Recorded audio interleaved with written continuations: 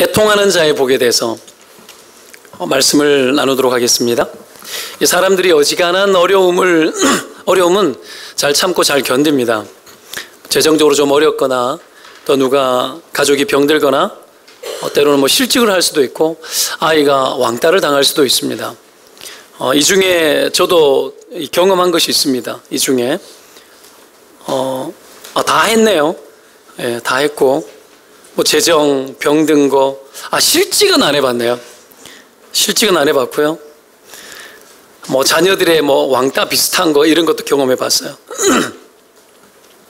여튼 이런 다양한 일들이 있어도 좀 힘들긴 하지만 약해지면 안 되기 때문에 이를 악물고 버티고 눈물이 날 때도 있지만 그것을 어떻게 합니까? 통절하게 막 쏟아내지 아니하고 애써 참아서 그렇게 잘 지내왔던 것 같아요. 그런데 이 극심한 고통이 내게 주어지거나 정말 견디기 힘든 일들이 내게 다가오면 버티는 것만으로 잘 되지 않습니다.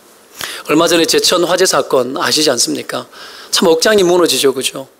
그 창문에 돌을 던져서 창문을 좀 깨뜨렸으면 살았지 않을까 별 생각 다 들더라고요.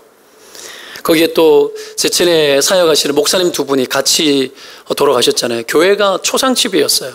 교회가 정말 목 놓아 울 수밖에 없는 그런 일들이 터졌습니다. 며칠 전에는 어느 도시에 있는 어느 마을의 아파트에 아이가 아파트 안에 있는 횡단보도를 건너다가 차에 치였는데 그 차가 좀 끌고 갔던 것 같아요. 아이가 죽은 거예요. 소방관이 출동을 했는데 출동한 소방관 중에 여자분이 계셨는데 그 소방관의 아이인 거예요. 아이인 거예요. 그 아이를 끌어안고 오열을 하고 심폐소생을 하고 했는데 결국은 죽었어요. 더 놀란 게 뭔 줄 아십니까? 그 사람에 대해서 다 알지는 못하지만 치고 아이를 죽게 했던 그 사람은 바로 예정된 해외여행을 간 거예요. 참 예정된 거니까 가야 되겠죠. 저는 못 갈 것 같아요. 다 알 수는 없지만 참 속이 터지고 고통을 더 큰 고통으로 만드는 일이 세상에는 참 많은 것 같습니다. 이런 일들이 억장이 무너지는 일들이 있을 때 우리는 애통이 터지는 거죠.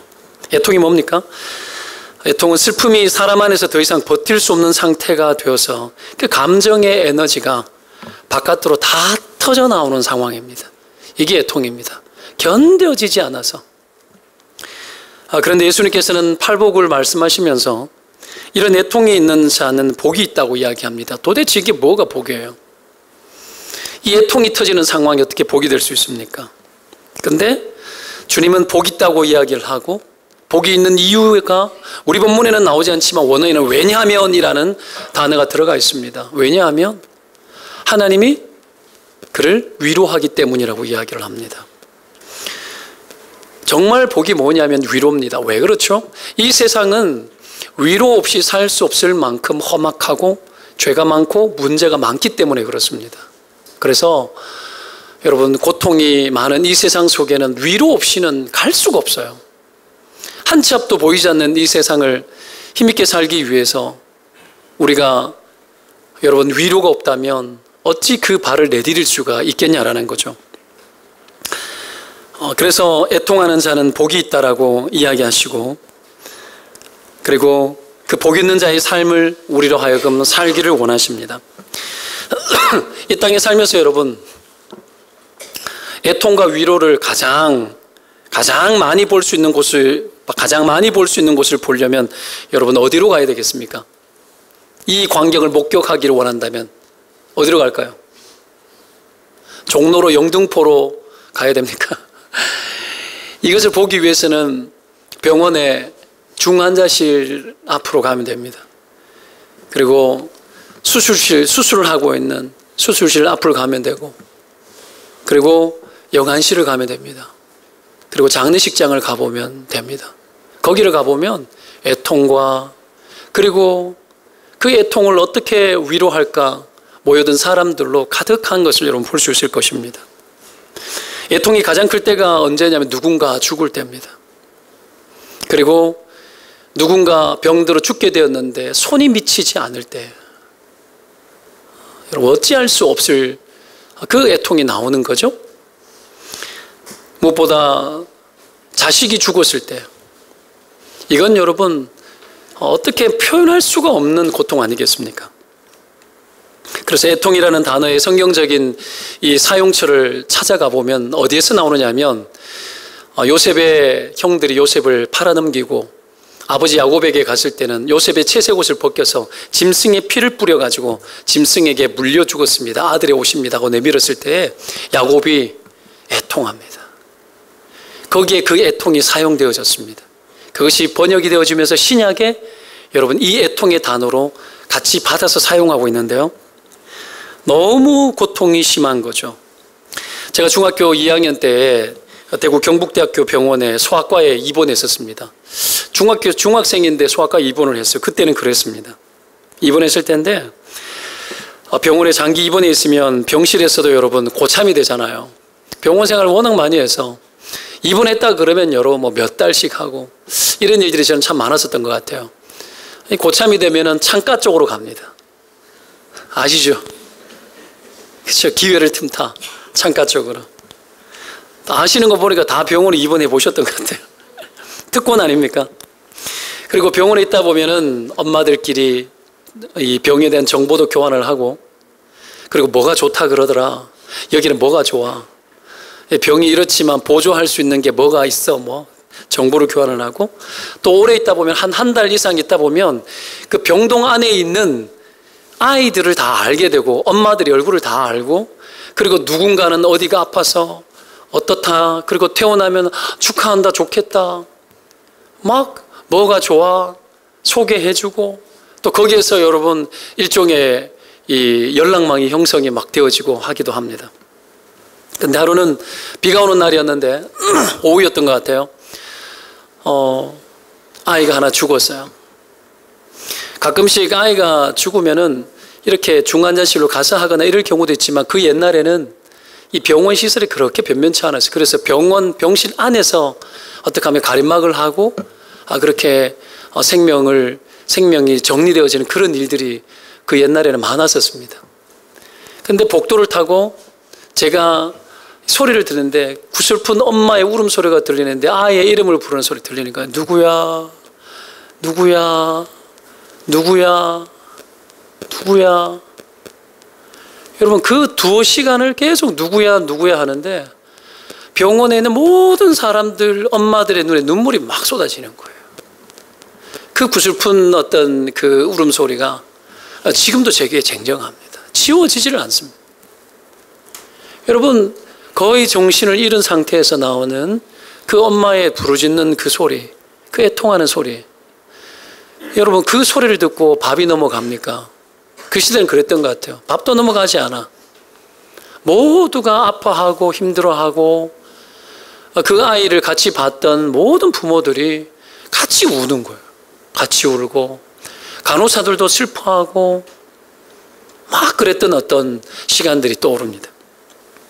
여러분 그 소리를 듣고 누가 밥을 먹고 누가 기뻐할 수 있고, 그 소리를 듣고 누가 어떻게 할 수가 없는 거죠. 우리의 기쁨을 바꾸어서 슬픔으로 바꿔내고, 우리가 누릴 수 있는 것도 다 포기하고 그들과 함께하고, 여러분 이것이 위로가 되는 것 아닙니까? 웃음소리조차 들리지 않는 거죠. 모두 침묵을 지키고 그 소리를 듣고 있는 거예요.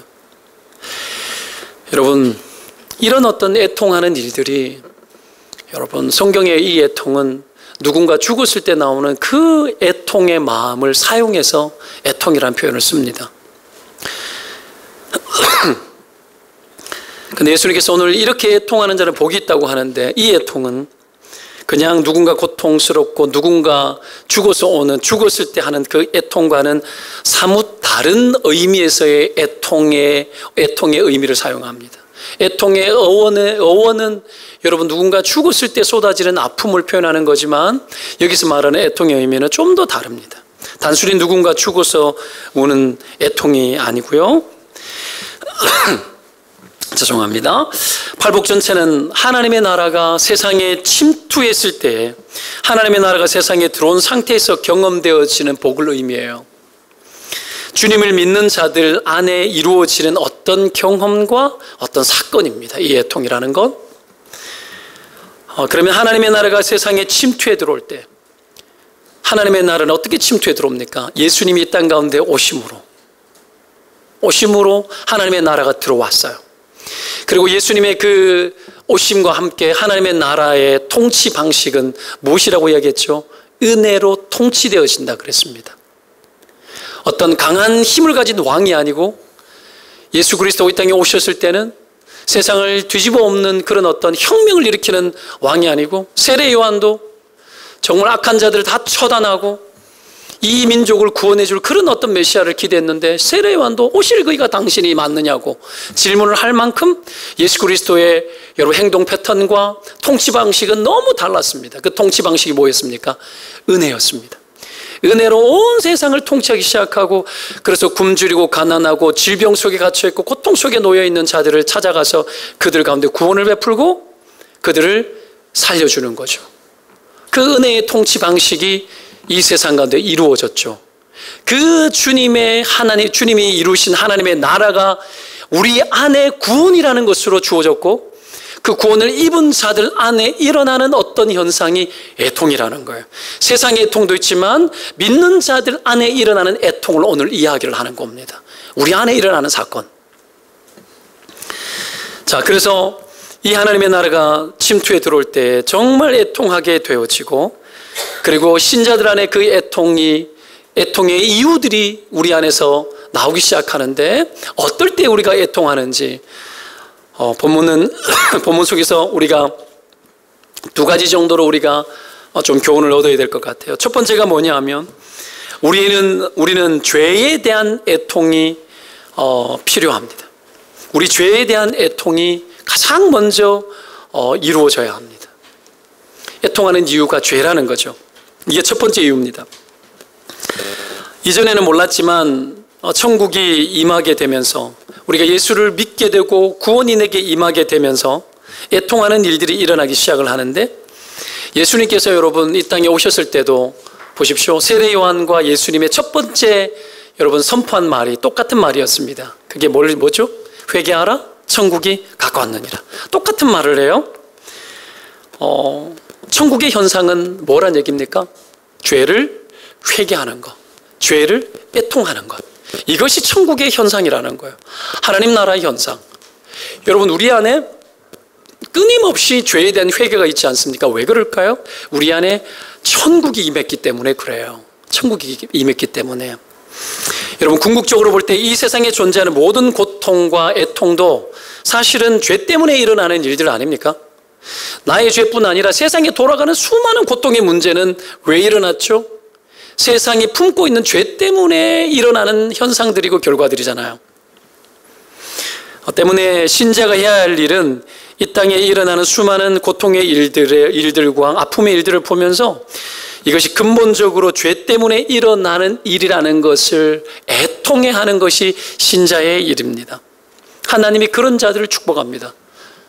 그런 자들에게 복을 줍니다. 보세요. 세상을 한번 돌아보십시오. 애통할 일이 되게 많죠.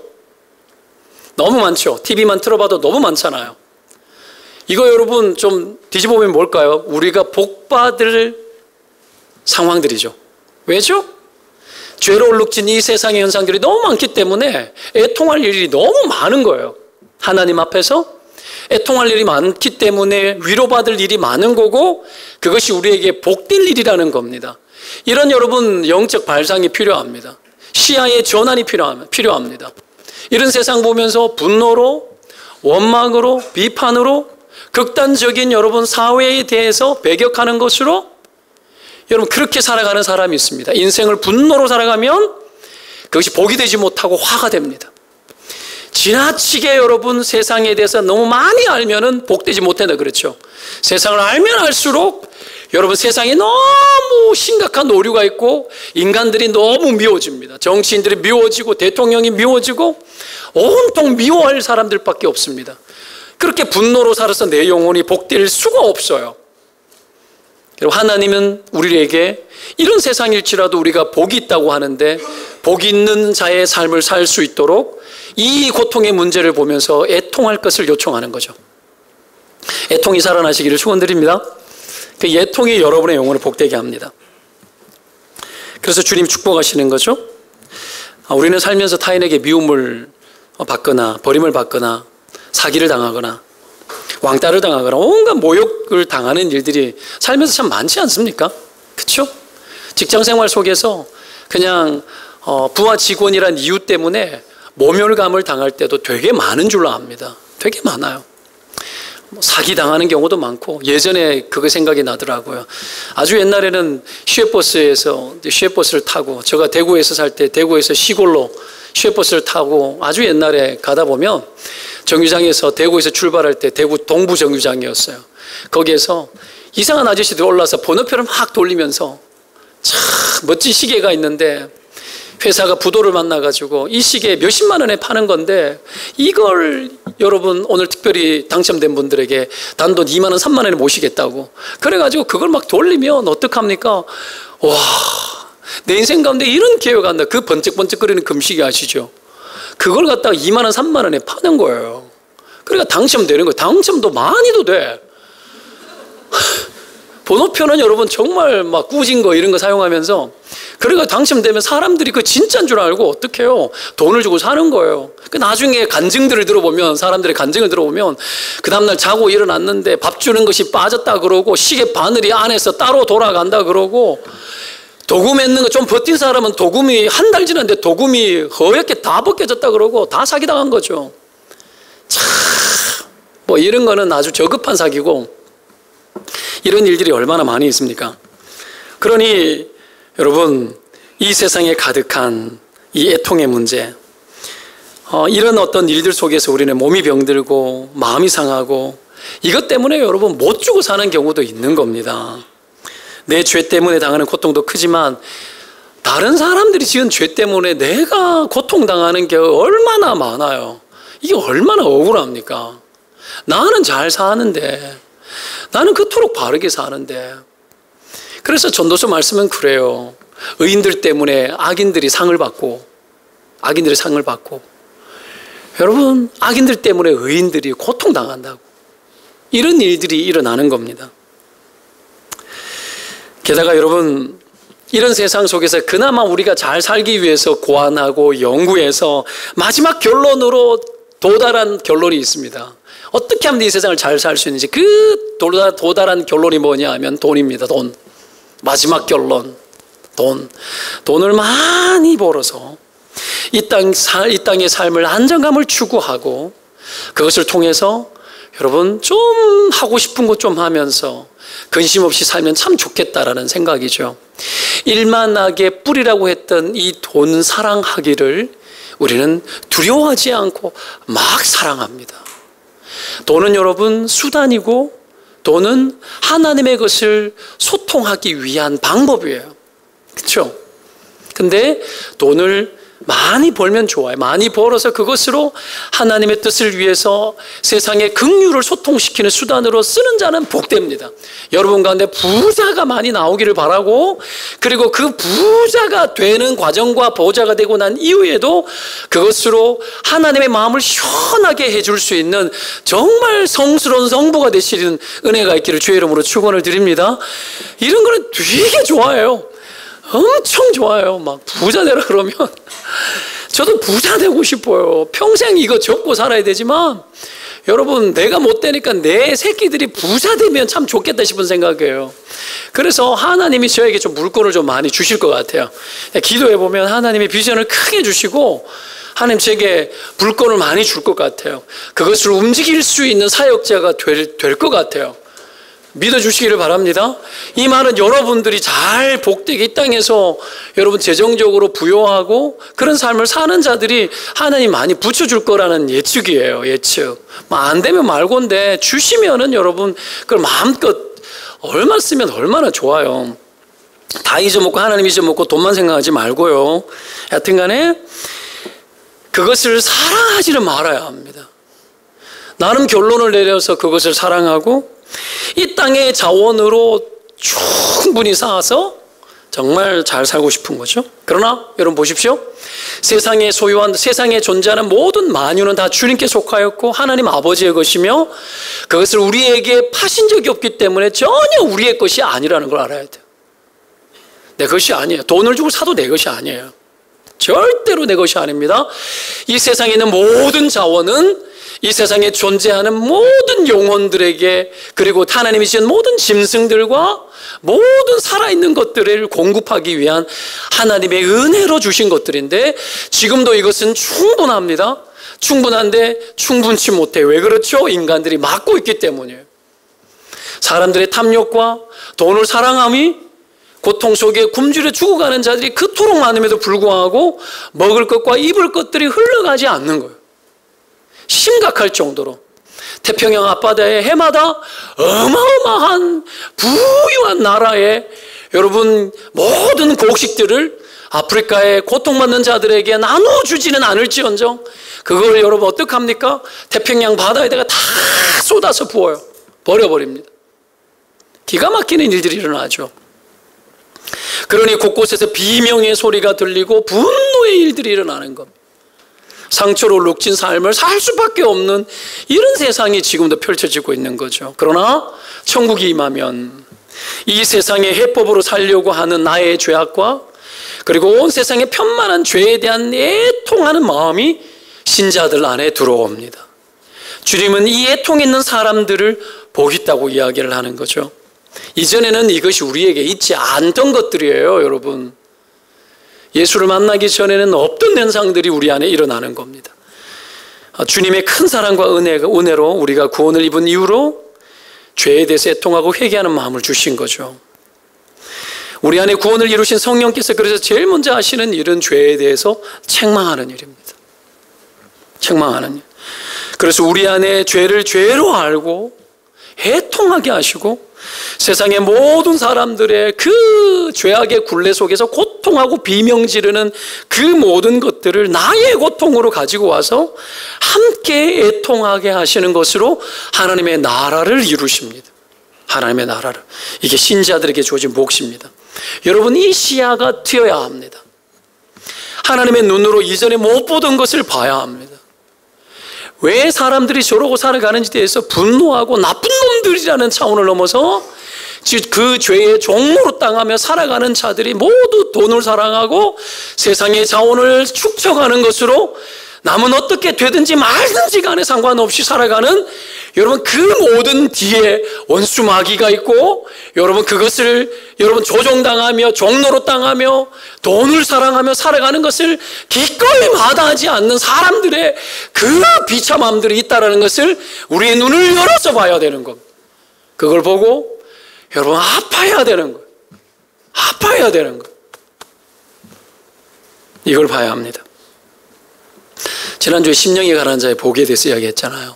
심령이 가난한 자의 복. 심령이 가난하다는 것은 결국은 내 영혼이 파산 상태라는 거예요. 내 영혼이 하나님이 아니고서는 어떻게 채워질 수 없는 주의 은혜가 아니고서는 내 영혼이 파산 선고를 받은 존재라는 것에 대해서 알고 그 파산된 내 영혼의 불안과 불편함을 여러분 인간들이 머물러서 하나님 앞에 머물러 있어야 되는데 그걸 견디지 못해서 온갖 것으로 다 채워 우리의 불안을 달래려고 하는 여러분 그런 우리의 모습들. 하나님은 그러나 거기에 그런 것으로 대치하지 말고 심령이 가난한 그 상태에서 나의 모습을 보고 심령이 가난할 뿐 아니라 심령이 가난한 것을 넘어서서 애통함으로 여러분 나아갈 것을 우리 가운데 요청하는 것이 오늘 본문이에요. 우리의 파산 상태에서 애통하라는 거예요. 애통하라. 여러분 원래 인간은 하나님의 형상으로 만들어졌기 때문에 심히 보기 좋은 존재죠. 너무 부족함이 없이 완전했던 존재였는데 죄악이 가져다 준 그 결과는 참 심각한 것 같습니다. 여러분 만약에 내 가족이나 내 친구가 전신 화상을 입었다고 생각을 해봐요. 전신 화상을 입었어요. 불에 온몸이 다 녹아내리고 눈을 뜰 수가 없고 밥을 먹을 수가 없고 온몸이 다 망가져 몸을 자유롭게 움직일 수 없는 완전히 깨어지고 무너진 상태로 화상을 입은 상태로 우리가 봤다고 합시다. 형상이 다 무너져 내린 것 아닙니까? 우리의 겉모습은 여러분 하나님의 형상을 받아서 우리가 여러분 화장으로 광채를 내고, 그렇죠? 여러분 어떡합니까? 그냥 남자들도 요즘은 뭐라 그러죠? 그렇죠? 하죠? 하얀 거 바르죠?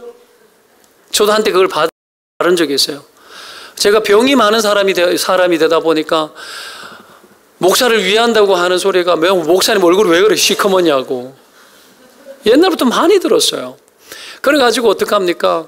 남성용 화장품을 사가지고 여러분 어떤 데는 메이크업 베이스를 바르기도 하고 해서 막 이렇게 조금 도포를 좀 해서 또 가면은 화장했냐고 또 난리. 도대체 여자들은 그래서 여러분 이 사탄이 여자를 꼬셔서 선악과를 따먹게 하고 얼마나 말이 많은지 좀 모른 척하고 그냥 지나가주면 좋은데, 여하튼 그 하나님의 형상을 여러분 더 예쁘게 만들기 위해서 애를 쓰는데 여러분 그러나 우리의 내면 세계는 마치 전신 화상을 당하여서 죽기 직전에 구원받은 사람처럼 엉망인 겁니다. 엉망. 멀쩡해 보이지 않고 다 망가지고 그걸 보면 얼마나 애통하겠습니까? 하나님의 그 애통이 있어요. 하나님의 그 애통. 여러분 심령이 가난하면 하나님의 그 애통하는 하나님의 마음을 심령이 가난한 자에게 채워주십니다. 가난하기 때문에 하나님의 심령을 여러분 우리 안에 하나님께서 부어주시는 거예요. 그 심령이 가난할 때 사람이 보이기 시작해요. 보이고 그때부터 우리가 여러분 애통하게 되어지는 거죠. 죄에 뭉개어지고 찌들려 살아가는 자들의 고통을 보게 되는 거죠. 그리고 하나님의 은혜가 아니고서는 속수무책이라는 것을 알고 여러분 다른 데 찾아가지 않고 주님께 찾아 나와서 애통하는 거예요. 이때 하나님의 나라가 우리 가운데 임하는 겁니다. 그래서 죄를 가지고 애통하는 자는 복이 있습니다. 죄를 가지고 내 죄의 아픔을 보고 여러분이 가난한 심령이 되어서 파산된 상태에서 그 궁극적인 원인이 죄 때문이라는 걸 알고 하나님 앞에 나는 정말 아무것도 없는 자인 줄 알고 하나님 앞에 내 죄에 아파하고 울부짖고 통증하는 거죠. 이게 첫 번째 이유입니다. 두 번째 이유가 뭐냐면 죄에서 벗어날 때 오는 애통입니다. 첫 번째 애통은 죄 때문에 아파하는 애통이고 두 번째 애통은 그 죄에서 벗어나고 싶어하는 마음 때문에 부르짖는 애통입니다. 여러분 필사적으로 거기서 벗어나고 싶어서 하나님의 긍휼을 구하는 애통이거든요. 여러분 큰 위험에 빠지면 필사적으로 살기 위해서 애를 쓰는 건 당연하죠. 요셉도 형들에게 팔릴 때에 성경에 보면은 요셉의 형제들이 여러분 이렇게 이야기합니다. 그가 우리에게 애걸할 때에 그 마음의 괴로움을 보고도 듣지 아니하였다 이렇게 나옵니다. 요셉이 팔려갈 때 형님 살려달라고, 형님 살려달라고, 형님 도와달라고, 내가 잘하겠다고 막 그러는데도 팔아버리죠. 이 애걸이 애통으로 호소하는 겁니다. 심령이 가난해지고 죄 앞에 무능한 자신을 보면서 애통하는 자들은 반드시 거기에서 빠져나오는 애통이 필요합니다. 빠져나오는 애통. 구원을 호소하는 겁니다. 우리가 만약에 아무도 모르는 곳에 여러분 내가 막 다쳐서 다리가 부러져 아무도 알 수 없는 곳에 있다면 거기에서 필사적으로 빠져나올 수 있는 유일한 방법은 뭡니까? 내가 할 수 있는 가장 여러분 최선의 방법은 울부짖는 수밖에 없습니다. 그것 외에는 방법이 없는 거죠. 호소하는 것. 우리가 죄에서 빠져나올 때 이 호소가 필요합니다. 이 애통이 필요합니다. 이 과정을 거쳐야 합니다. 여러분 이 애통이 없이는 절대로 죄가 내 안에 떨어져 나가지 않습니다. 여러분 잘 들으셔야 합니다. 이 애통이 없이는 절대로 죄가 떨어져 나가지 않습니다. 반드시 거쳐야 됩니다. 우리 그리스도의 십자가의 구원의 완전성을 믿습니다. 성령이 우리를 구원하셨고 우리가 지금 죽어도 천국 가는 걸 우리는 믿습니다. 여러분 믿으시죠? 지금 죽어도 여러분 천국 가는 거 믿으면 아멘.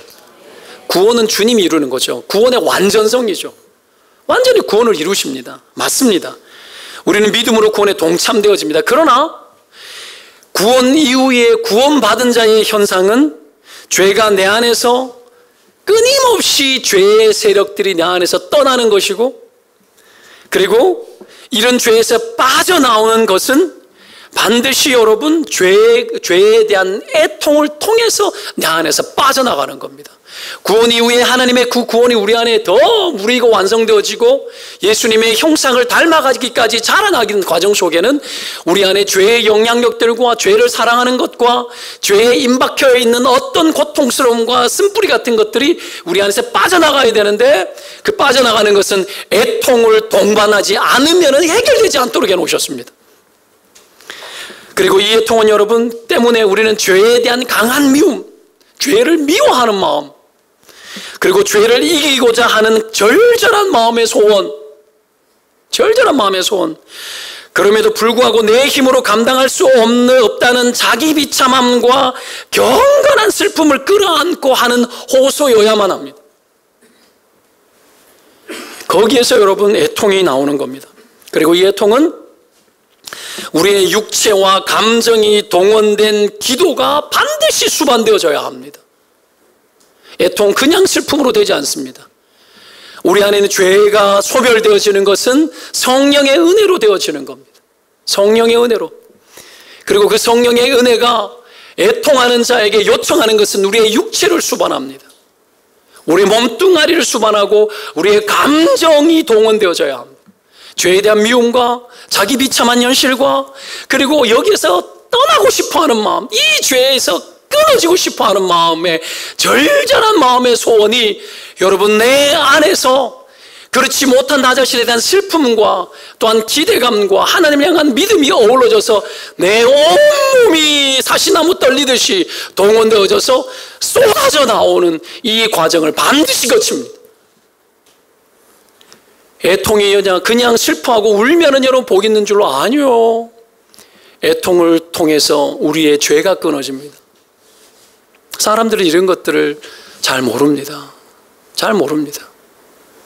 이것이 얼마나 우리에게 요청하는 바인지. 여러분, 우리가 죄에서 빠져나오기 위해서 그토록 애를 쓰는 애통을 할 때 일어나는 변화가 있습니다. 그것은 자기 자신을 드러내는 것을 부끄러워하지 않는 겁니다. 부끄러워하지 않는 것. 주변에 어떤 것도 신경 쓰지 않아요. 그러나 우리는 우리를 드러내는 것을 부끄러워합니다. 나를 노출시키는 것을 부끄러워합니다. 그래서 하나님 앞에서 울부짖어 통곡하고 눈물 지으며 호소하는 그 기도가 여러분 신자들의 삶 가운데 많이 사라졌습니다.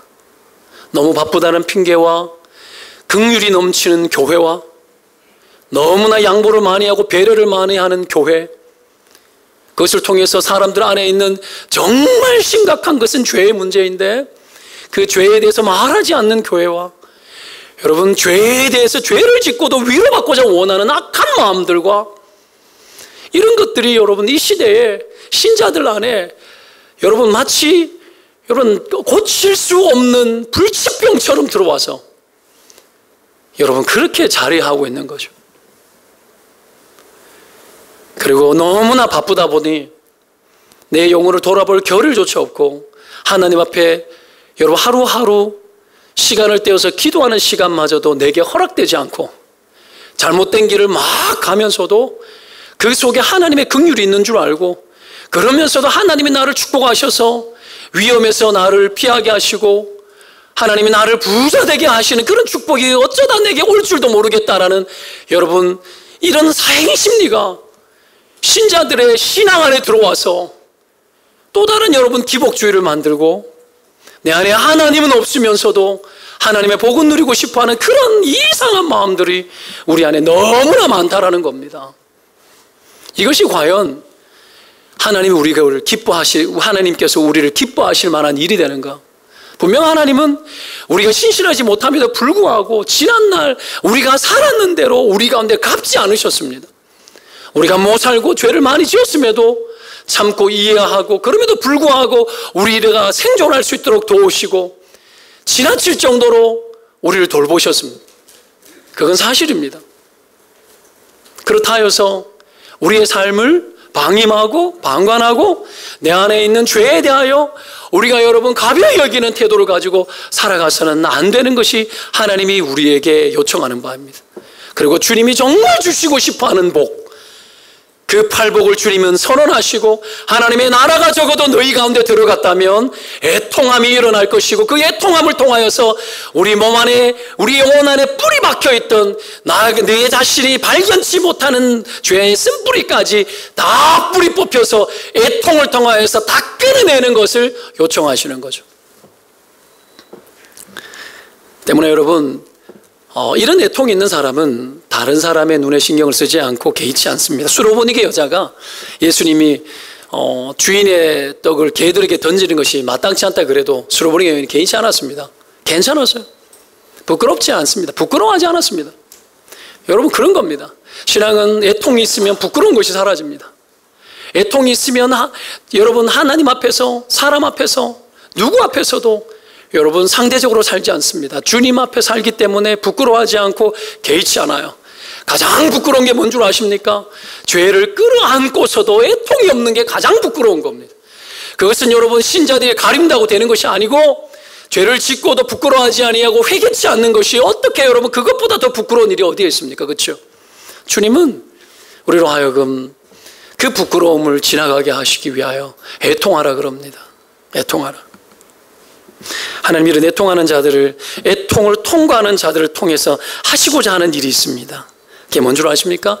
여전히 죄악으로 얼룩지고 가득한 이 세상 속에 이 세상의 아픔마저도 내 심령 안에 담아 애통하는 자들을 통하여서 이 세상 가운데 죄악이 끊어지고 하나님의 나라가 이 세상 가운데 흘러들어가는 것을 우리를 통해서 하기를 원하십니다.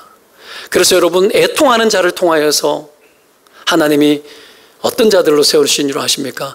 애통이 있는 자를 통하여서 중보기도자로 세웁니다. 중보기도자로. 세상을 아파하는 마음, 하나님의 그 정서, 그 정서를 통하여서 세상의 중보기도자로 세웁니다. 여러분 애통이 없는데 어떻게 중보기도자가 됩니까? 물론 우리는 중보기도하고 세상을 위해서 기도하는 것은 당연하고 하나님 받으십니다. 그런데 정말 중보기도자의 사명과 세상을 움직이는 하나님이 원하는 기도를 하나님 앞에 호소해서 올려드리는 자들은 바로 이 애통이 있는 자들입니다. 근데 제가 중보기도 전문적으로 하는 사람들 많이 만났거든요. 많이 만났는데 이상한 사람들이 많아요. 이상한 사람들이 많아요. 굉장히 거룩한 언어를 많이 쓰고 기도를 하는데 정작 삶을 보면 맨날 싸워요. 누군가 싸우고 상처도 많고 막 그런 일들이 많았어요. 왜 그런가 생각했더니 내 인생의 한계와 피해의식들을 고도로 발달된 여러 신앙적인 옷을 통해서 해소시켜 나가는 거예요.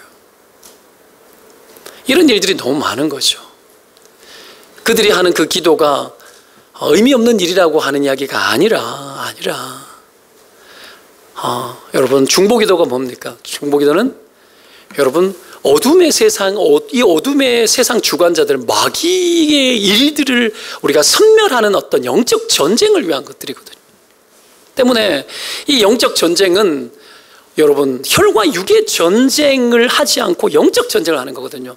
이 세상의 모든 문제와 아픔과 싸움과 상처와 이 모든 것들은 관계 속에서 펼쳐지는 거잖아요. 근데 관계의 문제들이 우리 안에 돌파되어지지 아니하고 여전히 남겨놓은 채 중보기도를 하고 있는 것이 아이러니하다라는 거죠.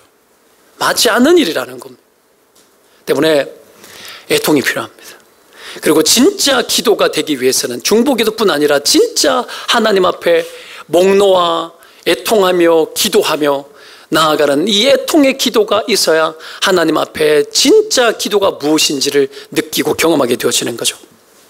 여러분 이런 애통의 이유를 살폈습니다. 그러면 우리가 이렇게 애통하는 자에게 주시는 하나님의 축복이 뭔지를 여러분 몇 가지 간단히 살펴보겠습니다. 이 애통하는 자의 축복은 오늘 본문 그대로 말합니다. 뭡니까? 위로받는 겁니다. 위로받다는 동사의 원래 헬라어에 파생된 언어의 원래의 단어를 보면 파라칼레오라는 단어인데 이게 뭐냐면 곁으로 부르다는 뜻이에요. 위로가 뭘까요? 주님이 곁으로 부르시는 거예요. 그러나 단순히 이리 와 이거 좀 다른 겁니다.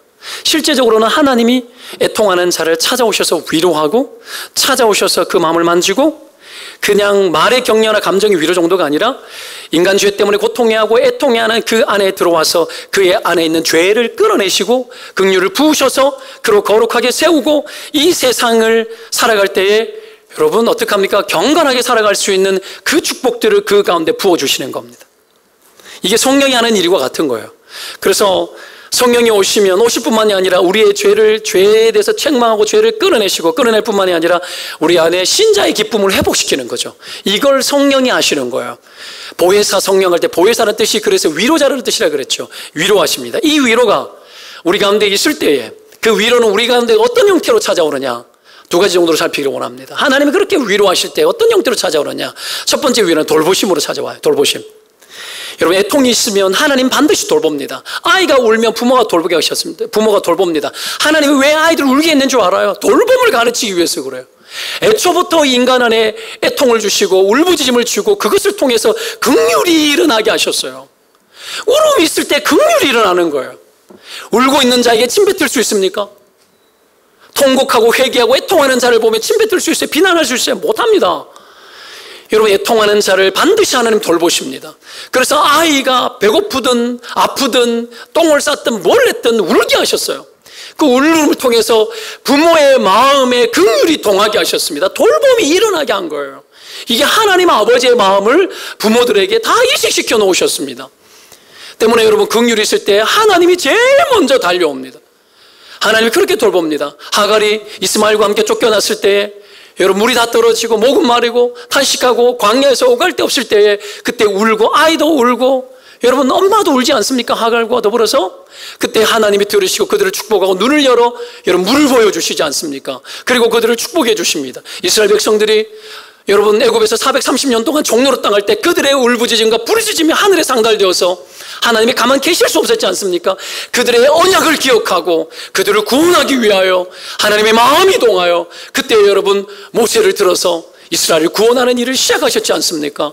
하나님 앞에 울부짖음이 있을 때 하나님이 과연 우리를 구원하지 않겠습니까?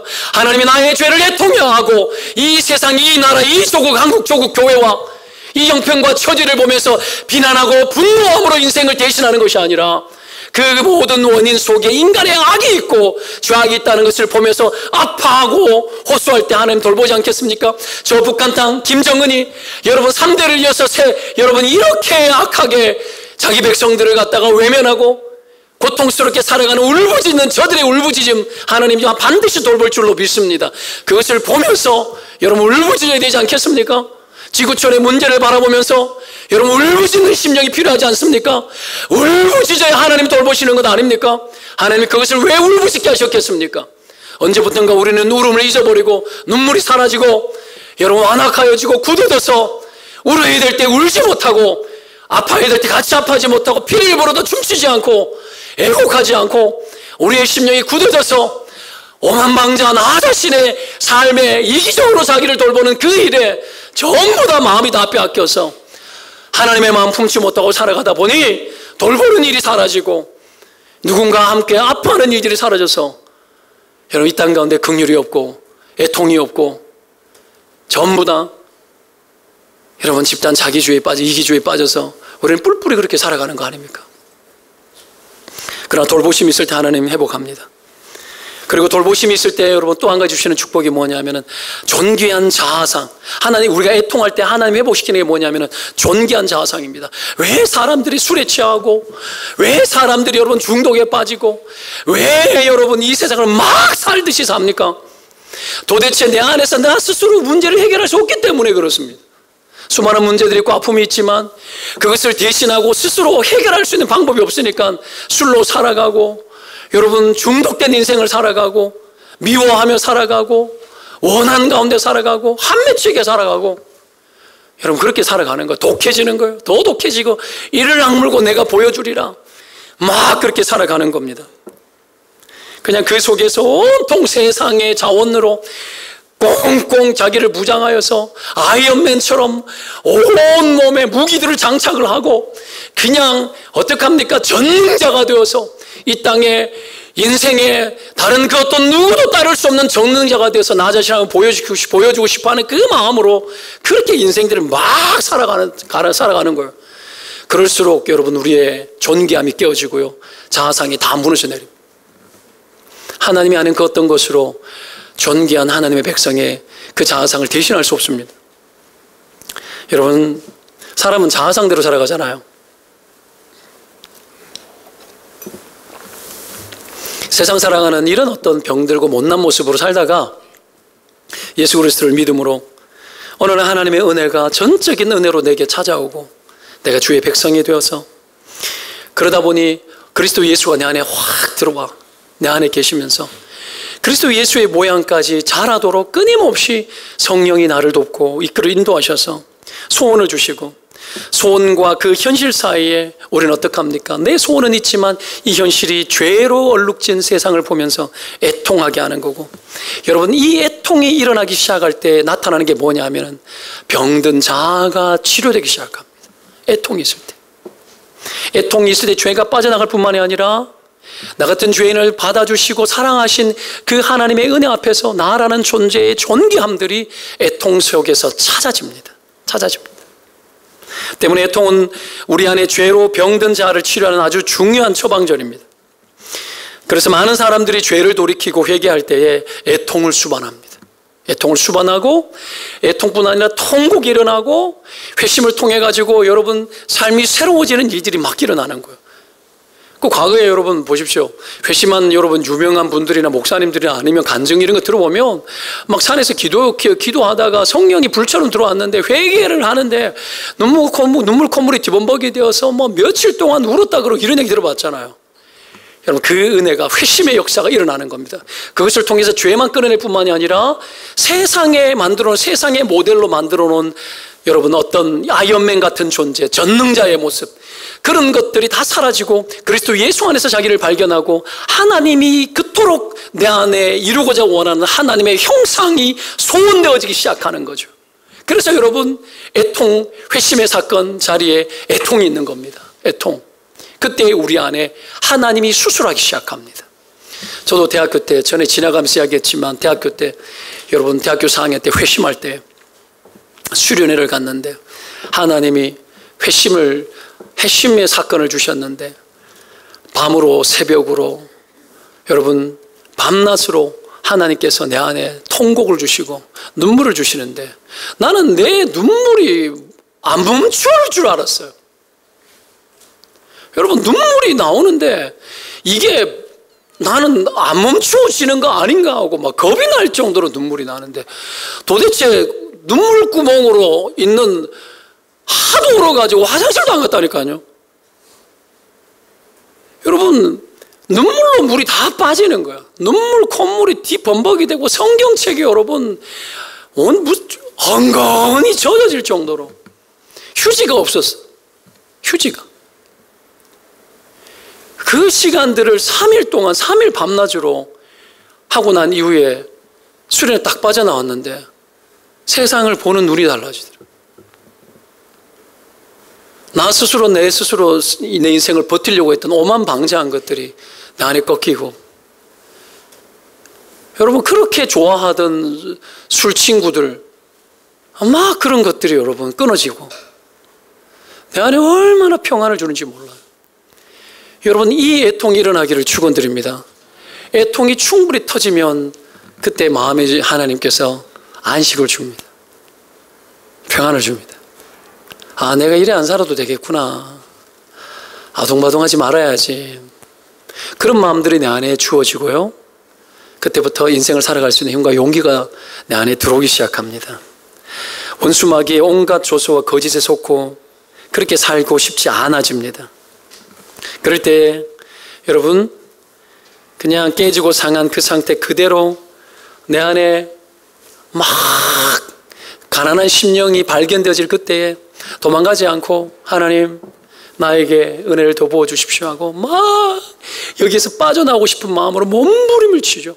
그 몸부림을 칠 때 내 안에 수술되어지고 하나님이 만드시는 이전 것을 지나가게 하고 새로운 피조물로 재창조하는 일들이 내 안에 딱 하고 일어나는 거죠. 그런 은혜가 있기를 주의 이름으로 축원드립니다. 이건 지금도 일어나는 일입니다. 왜요? 성령님은 같은 분이기 때문에. 이 시대가 이걸 원치 않지만 해야 합니다. 해야 합니다.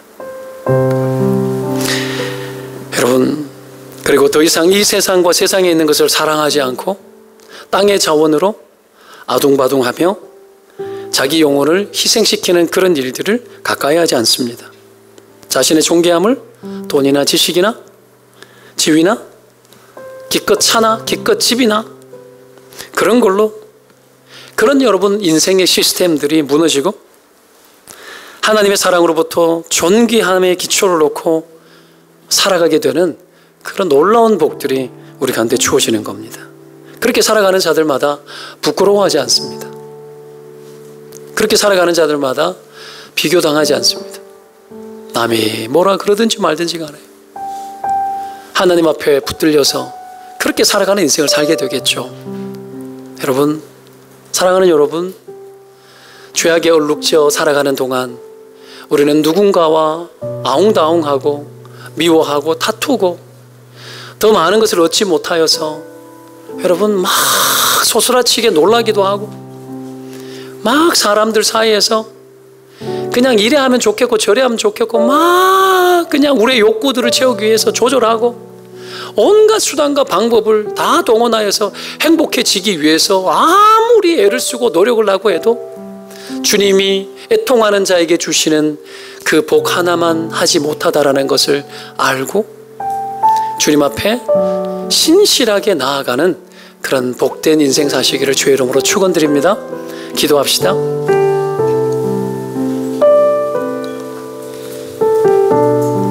언제 애통해 보셨습니까? 언제 눈물 흘리며 기도해 보셨습니까? 이 짧은 시간 안에 여러분의 인생을 송두리째 애통하며 할 수는 없습니다. 그러나 내가 내 영혼이 애통을 사모하지 않고 이 세상과 내 안에 있는 허물과 죄를 보면서 세상 사랑에 물들어 너무나 자연스럽게 가면서도 하나님의 복을 구하고 있는 이 병든 내 모습에 대해서 놀라지 않는 것, 이제는 하나님 그러지 않게 하시고 이제는 하나님 애통이 있고 아픔이 있고 하나님 앞에 울부짖어 아버지 내 안에 모든 것들을 끊어내고 주여 누구를 미워하지 아니하며 그리고 누구를 원망하지 아니하며 내 가족, 내 부모 그 누구의 어떠함 때문에 내가 그것들로 인하여서 개의치 않고 살아갈 수 있는 그런 심령의 회복과 수술이 애통하는 자에게 주시는 줄로 내가 믿사오니 주여 내 안에 이 애통이 시작되게 하여 주시고 가난한 마음을 다른 걸로 대체하지 않고 애통으로 대신하게 하여 주옵소서. 하나님 앞에 여러분 오늘 말씀 붙들고 여러분 영혼을 놓고 하나님 앞에 함께 기도하며 나아가십시다. 기도합니다.